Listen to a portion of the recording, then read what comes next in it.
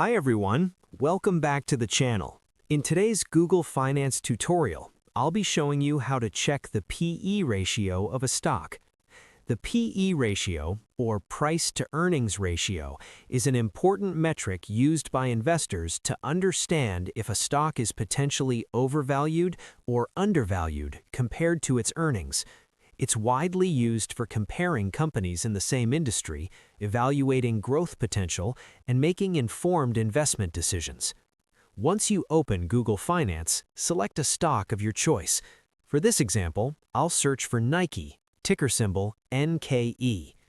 After selecting the stock, look to the right-hand side of your screen where you'll find various statistics such as previous close, day range, market cap, and dividend yield.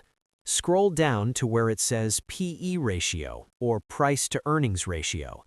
This ratio represents the current share price divided by the trailing 12-month earnings per share, or EPS, and signals whether the stock price is high or low relative to its earnings. Unfortunately, for Nike, there is no PE ratio. If you want to see another example, let's look at Adidas, a comparable company in the industry. Its PE ratio is 17.62, which may indicate that the stock is relatively cheaper compared to Nike in terms of earnings. Keep in mind that a lower PE ratio doesn't always mean a better investment, and it's essential to consider other financial metrics like revenue growth, cash flow, and debt levels to get a full picture. And that's it. It's simple, straightforward, and very useful for analyzing stocks quickly. Now you know how to view the PE ratio of any company on Google Finance and why it's an essential tool for investors.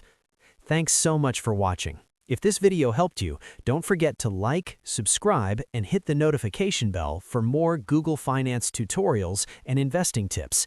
See you in the next video.